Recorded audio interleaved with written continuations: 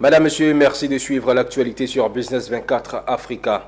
Au sommaire de ce journal, la Côte d'Ivoire vient de franchir un nouveau cap en se positionnant comme le deuxième producteur mondial du caoutchouc naturel devant la Malaisie. Pour mieux comprendre les ressorts de cette progression, nous écouterons Oumar Diaye, directeur exécutif du FIRCA. Le Conseil du café et cacao a annoncé ce mercredi à Aboisseau la mise en œuvre du système national de traçabilité dans la commercialisation du café et du cacao en Côte d'Ivoire. Et à l'occasion du 66e anniversaire de l'indépendance de la Côte d'Ivoire, les femmes de l'association affiliée de Krendiabo ont célébré avec éclat leur fête des mères. Nous aurons les détails dans ce journal. Nous ouvrons ce journal avec cette information cruciale de dernière minute. La Côte d'Ivoire détrône la Malaisie sur le marché mondial du caoutchouc naturel en se positionnant comme le deuxième producteur mondial.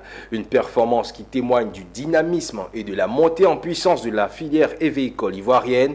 Pour mieux comprendre les ressorts de cette progression, ses impacts pour les producteurs et les perspectives qui s'ouvrent désormais à la filière, je vous propose d'écouter Oumar Diaye, directeur exécutif du FIRCA. Bien, j'ai eu le privilège d'annoncer que la Côte d'Ivoire est officiellement déclarée comme le deuxième pays producteur mondial de caoutchouc, détrônant ainsi l'Indonésie qui était jusque-là deuxième et nous plaçant juste derrière la Thaïlande qui est premier. Mais ce qu'il faut retenir, c'est qu'il y a 10 ans, nous étions septième pays producteur derrière des pays comme le Vietnam, l'Inde, la Chine, l'Indonésie et la Thaïlande. Donc c'est une progression importante et cela dénote le dynamisme du secteur évéicole en Côte d'Ivoire parce que ces pays que nous détrônons sont des géants, ce sont des grands pays producteurs et la Côte d'Ivoire fait son petit chemin mais à grands pas. Pour exemple, la Malaisie a plus de 500 000 producteurs d'EVA. En Côte d'Ivoire, nous avons moins de 200 000, mais nous avons pu, il y a 3 ans, prendre la 3e place devant la Malaisie. Aujourd'hui, il s'agit de l'Indonésie qui a presque plus de 1 million de producteurs d'EVA, qui produisaient à l'époque plus de 3 millions de tonnes de caoutchouc, mais aujourd'hui, la Côte d'Ivoire est au devant de ces pays, donc c'est une prouesse qui est importante. Il était très important de l'annoncer parce que les chiffres sont connus depuis le début de l'année, mais il fallait qu'ils soient consolidés parce que c'est tous les pays qui doivent consolider leur rapport et nous avons eu le privilège de pouvoir faire confirmer cela en Thaïlande la semaine dernière. Il ne faut pas forcément courir derrière les chiffres de production, il faut penser maintenant à la transformation locale parce que le caoutchouc naturel a plus de 3000 usages possibles dans la vie courante, en médecine, dans l'automobile, dans les travaux publics et dans toute la vie courante. Donc il faut que cette industrie se développe et que nous arrivions déjà à transformer ce que nous produisons et ne pas forcément chercher à produire plus au risque de désorganiser le marché. Des propos recueillis par Mondésir Nascimento et Doumbia Ayouba. Nous restons toujours avec nos reporters pour parler du caoutchouc naturel. Peut-il devenir un véritable instrument de diplomatie pour la Côte d'Ivoire? C'est la conviction défendue par Kwao Amon d'Almeida Francis dans son ouvrage intitulé Diplomatie du caoutchouc naturel, un levier d'influence de la Côte d'Ivoire sur la scène internationale. À travers 222 pages, 3 parties et 6 chapitres, l'auteur établit un lien entre la puissance de la filière EVA, la diplomatie économique et le rayonnement international de la Côte d'Ivoire. La cérémonie de dédicace de cet ouvrage a réuni acteurs du monde économique, diplomatique et professionnel de la filière.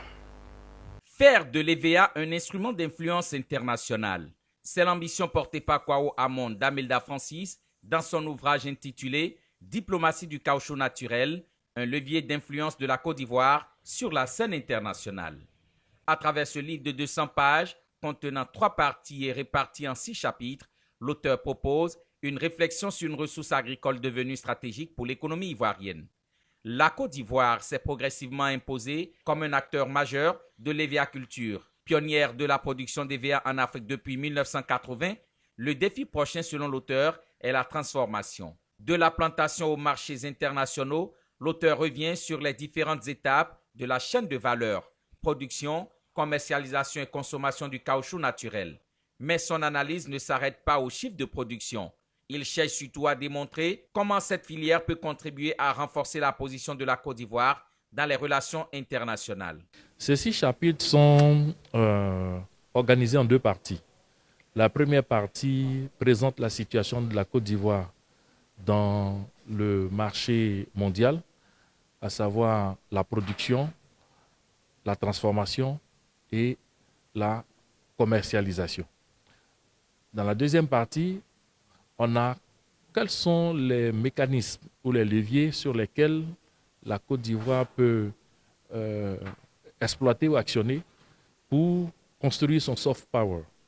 Et il se trouve que l'EVA-culture, donc le caoutchouc naturel, est un des leviers essentiels qui puisse faciliter la Côte d'Ivoire à accéder à ce niveau d'influence. C'est quand même important qu'au-delà de faciliter l'exportation du caoutchouc, nous en faisons un instrument de coopération internationale.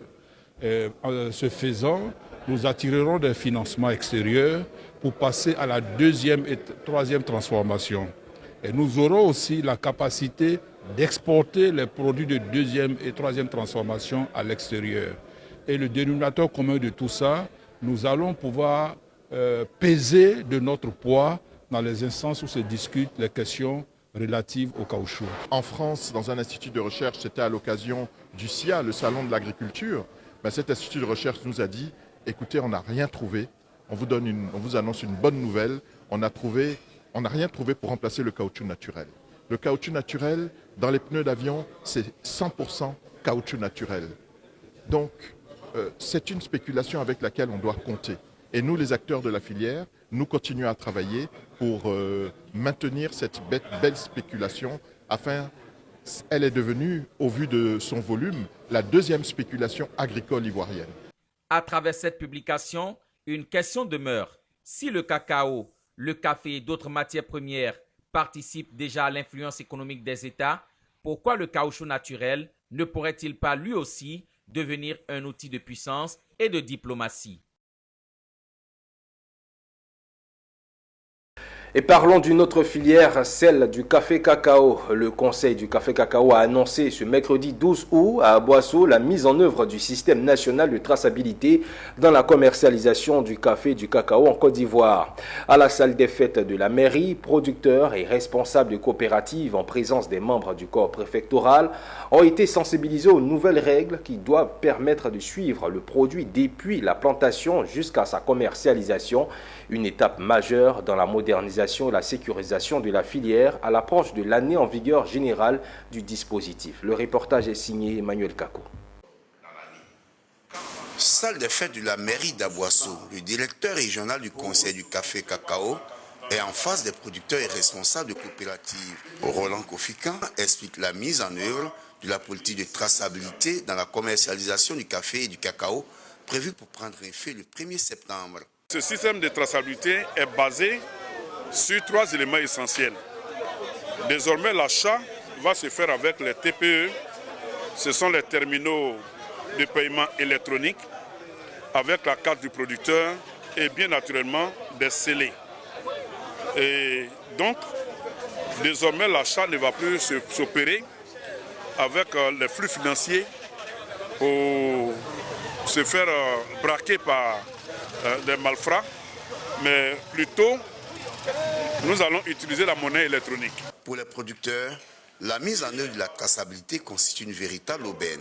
Cette nouvelle donne de commercialisation présente selon eux d'énormes avantages. Avec tout l'achat qui sera sur la carte du producteur, moi je pense que les producteurs c'est extraordinaire, ils sont épargnés. Et puis de deux, en tant que aussi PCA, nous aussi, PCA de coopérative, nous aussi ça nous arrange parce que ça permet aussi, avec Pouch et autres là, de protéger notre argent. Aujourd'hui, on n'a plus besoin de donner l'argent liquide pour pouvoir circuler et payer le cacao.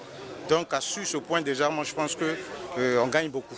Quand nous voyons le volet assurance qui s'accompagne, vraiment nous voyons que c'est une bienvenue pour nous les producteurs. L'activité a bénéficié du soutien du corps préfectoral.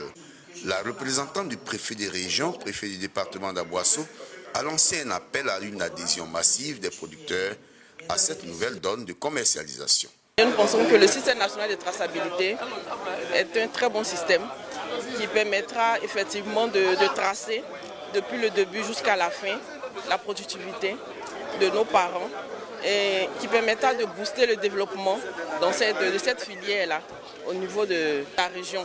Et je pense que nos parents, nos producteurs devaient s'inscrire dans cette dynamique-là et se l'approprier. La traçabilité du café et du cacao exigée par le règlement de l'Union européenne contre la déforestation impose de relier chaque lot à sa parcelle GPS d'origine afin de garantir qu'il ne provient pas de terres déforestées depuis décembre 2020 et respecte les lois locales. Ces rencontres d'information et de sensibilisation sur la mise en œuvre de la traçabilité se poursuivront à Tiapoum et à Adiaké. Autre point de l'actualité, le ministère de l'Environnement et de la Transition écologique, à travers son centre ivoirien anti-pollution, a organisé le jeudi dernier un atelier sur la communication environnementale et la gestion des déchets plastiques à l'occasion des journalistes scientifiques de Côte d'Ivoire. Objectif, indiquer qu'il y a urgence à mener une action collective pour freiner les dangers liés à la pollution plastique. Les détails dans ce reportage que signe Alan Itoua et Ezekiel Seri rendu par Michel Brou.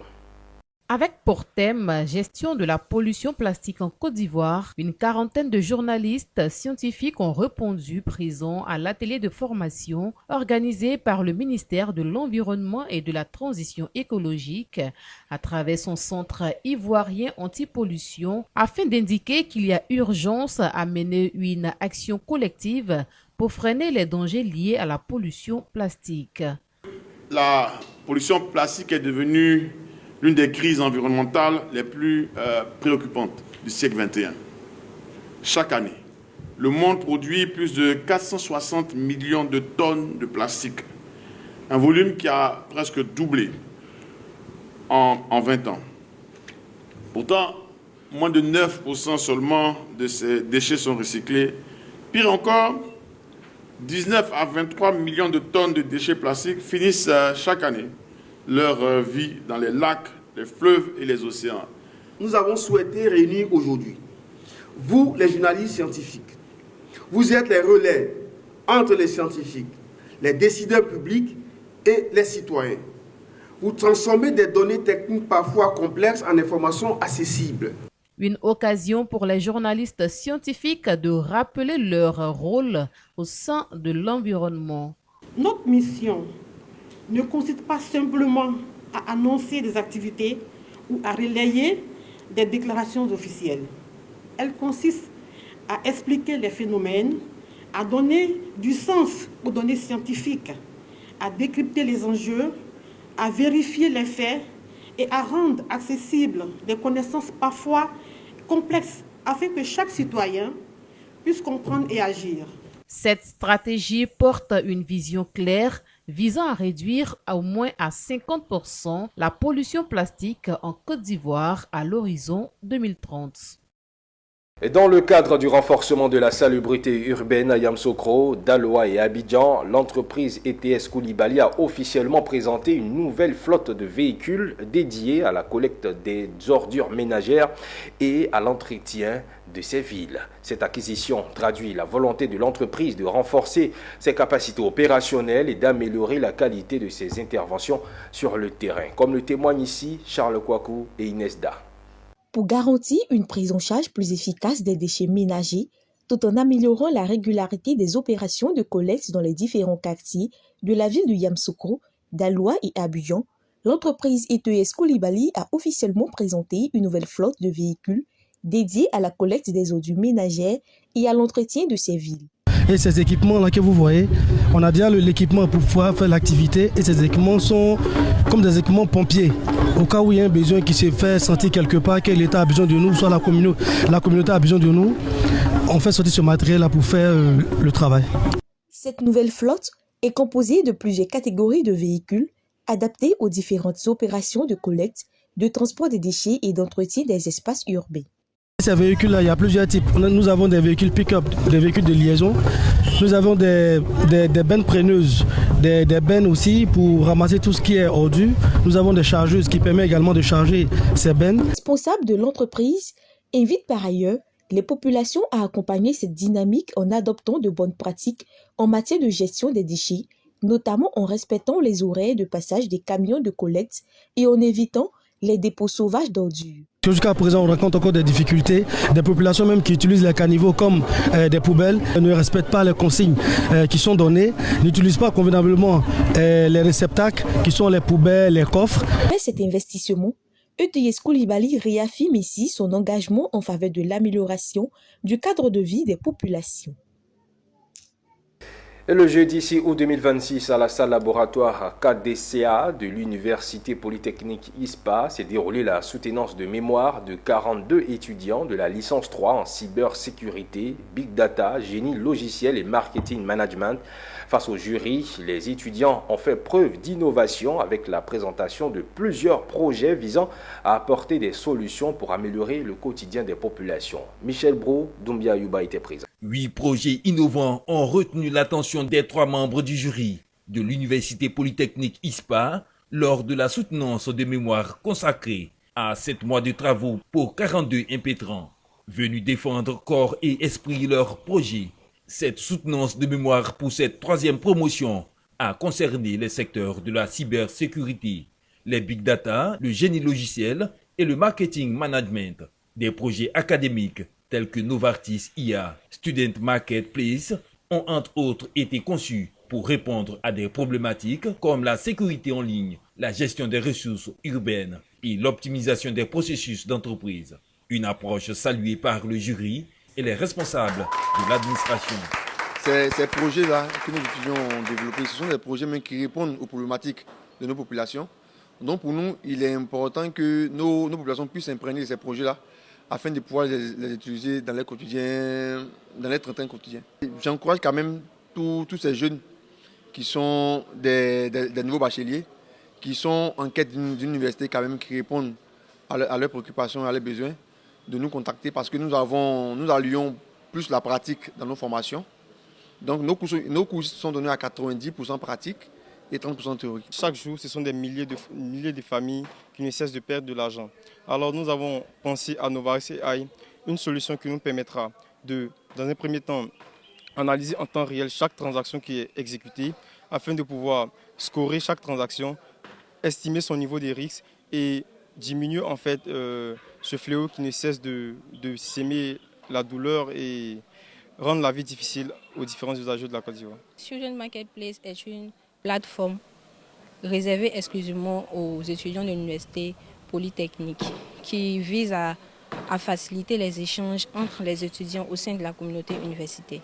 Plus précisément pour vendre, parce que la plateforme a été conçue pour vendre ou acheter des produits, que ce soit alimentaires, des produits, des matériels, des livres, etc.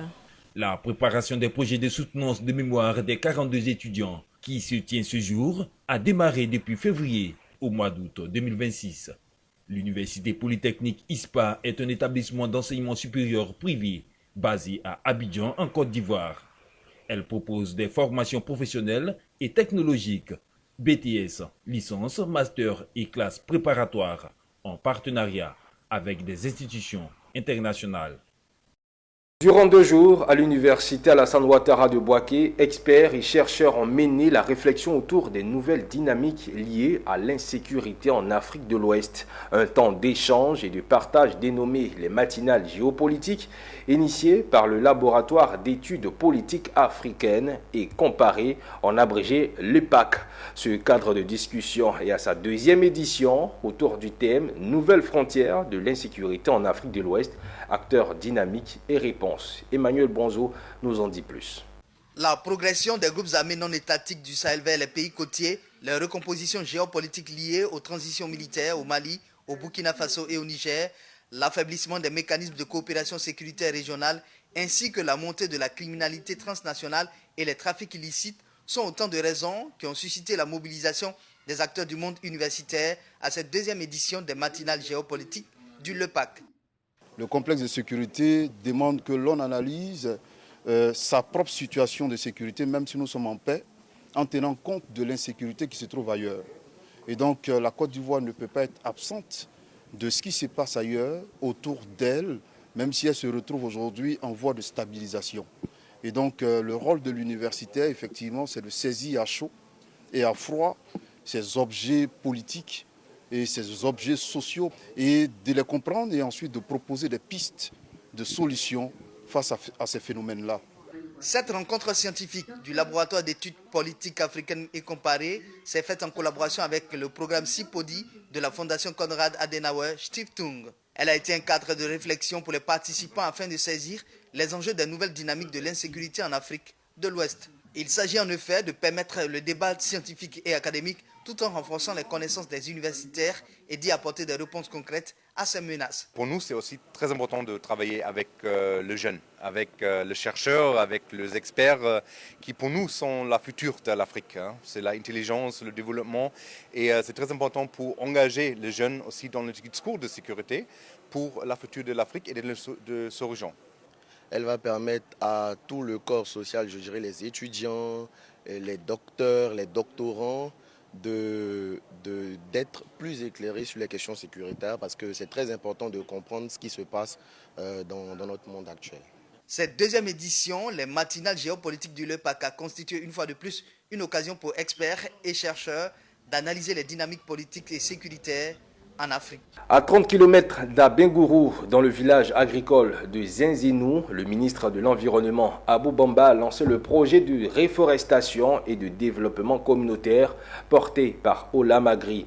1350 arbres sur 1,35 hectares ont été mis en terre pour freiner la déforestation, renforcer les capacités des producteurs du caoutchouc et offrir aux populations de l'Indéné du Hablin des revenus plus diversifiés et un environnement préservé. Suivons le compte-rendu de Anissé Kouadio, notre correspondant régional. Bienvenue à Zinzinou, en pleine forêt, en lisière de route, dans la sous-préfecture d'Abengro. Autorités et leaders communautaires sont réunis pour une séance de plantine d'arbres forestiers et fruitiers. Le ministre de l'Environnement, Abou Bamba, aux côtés des responsables de la société évéicole, Olam Agro et leurs partenaires, pour le lancement officiel d'un projet de reforestation et de développement communautaire. Ici, c'est 1350 arbres qui seront plantés sur 1 hectare de forêt. L'objectif est clair, freiner la déforestation et préserver l'environnement pour le bien-être des populations de l'Indéné du Blanc et de toute la Côte d'Ivoire. Ce projet, on a une vision d'implanter autour de 1 million d'arbres, créer un équilibre entre les communautés et nos activités. C'est important que les communautés voient un avantage de nos activités. Nous pensons qu'avec l'implantation de 1 million d'arbres, ça va bénéficier tout le monde. Le nombre d'arbres qui sera planté va aussi séquestrer du carbone. Et comme le développement en Côte d'Ivoire s'inscrit effectivement dans la durabilité, mais aussi dans l'amélioration des conditions de vie, des revenus effectivement des populations, nous ne pouvons que nous satisfaire du montage de ce projet qui non seulement est basé sur la nature comme solution, en même temps qui protège et qui conserve nos écosystèmes fortement dégradés, permet aussi aux communautés d'avoir des revenus supplémentaires. Au-delà de tout ceci, l'ambition est grande pour Olam et ses partenaires qui visent la plantation de plus de 250 000 arbres fruitiers et forestiers sur 250 hectares. Une initiative qui allie protection de l'environnement, renforcement du couvert forestier avec pour objectif d'assurer l'autonomie alimentaire des populations et leur offrir un meilleur cadre de vie. Le défi de notre génération consiste donc à concilier la création de richesses, l'inclusion sociale et la préservation de l'environnement. Nous accompagnons également dans le suivi, dans la conservation et dans l'entretien de ces terres, de ces parcelles qui seront restaurées, de sorte à nous permettre d'atteindre notre objectif. À travers ce projet, l'État de Côte d'Ivoire, à travers le ministère de l'Environnement et Olam Agro, veulent renforcer les capacités des communautés productrices de caoutchouc en diversifiant leurs ressources, réduisant la pression sur la forêt et en mobilisant tous les acteurs de la filière autour des enjeux de durabilité. Et comme annoncé à l'occasion du 66e anniversaire de l'indépendance de la Côte d'Ivoire, les femmes de l'association affiliée de Krenjabo ont célébré avec éclat leur fête des mères. Placée sous le parrainage d'Agbia Lucien, cadre de la région, cette rencontre a été bien plus qu'un moment de réjouissance. Elle s'est transformée en tribune de plaidoyer. Ces femmes, majoritairement du 3e âge, ont profité de l'événement pour solliciter du parrain la création d'une garderie destinée à accueillir leurs petits-enfants. Une initiative qui, selon elles, permettrait de soulager leur quotidien et d'assurer un meilleur encadrement aux plus jeunes. Philippe Zabo, notre reporter, était présent à Krenjabo pour couvrir cette célébration empreinte de convivialité. À Krenjabo, La fête des mères, organisée par l'association affiliée, a pris l'allure d'apothéose à la fête de l'indépendance.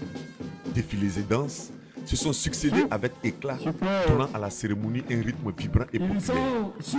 Au son de la fanfare et des musiques du terroir, les femmes, en parfaite synchronie, ont enflammé l'esplanade.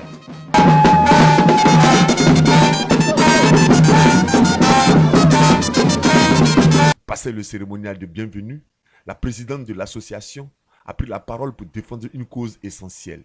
Elle a plaidé en faveur de la création d'une garderie et de l'octroi d'un fonds de commerce afin de renforcer l'autonomie des femmes et leur capacité à subvenir durablement aux besoins de leur famille. Monsieur le parrain, nous sommes les femmes de 3e âge. Nous avons besoin de fonds de commerce pour développer nos activités. Nous, la maman, nous gardons nos petits-enfants toute la journée. Donc, monsieur le parrain, nous voulons une garderie d'enfants dans notre localité afin d'aider leurs mères à évacuer à leur occupation. Monsieur le parrain, nous vous remercions pour votre disponibilité et l'intérêt que vous accordez à notre association. Un plaidoyer auquel a répondu favorablement le parrain de la cérémonie, non sans avoir souligné l'importance des femmes dans la société. Ce sont elles qui nous ont mis sur cette terre, ce sont elles qui nous ont élevés jusqu'à ce qu'on devienne ce que nous sommes et nous sommes très heureux de les célébrer. Je dis félicitations, du courage, on est avec vous, on va vous accompagner pour toujours dans ce que vous faites. Nous allons prendre les dispositions pour que cela soit fait. Voilà, parce qu'elles ont besoin de vaquer à des occupations et donc il faut bien que les enfants soient gardés. Comme je le disais tout à l'heure, aujourd'hui même dans les entreprises modernes, on crée des garderies pour que les femmes qui accouchent puissent travailler pendant que il y a un service qui s'occupe de leurs enfants. Donc nous allons répondre favorablement à sa demande et faire en sorte qu'elle soit toujours en activité. Plusieurs dons en nature et en espèces ont mis fin à la cérémonie. L'association affiliée, qui signifie famille en Agni, comptait 200 membres à sa création en 1988. Aujourd'hui, elles ne sont plus que 120. Et voilà pour l'essentiel de l'actualité. Merci à tous de nous avoir suivis. Le programme se poursuit sur Business 24 Africa. D'ici là, portez-vous bien.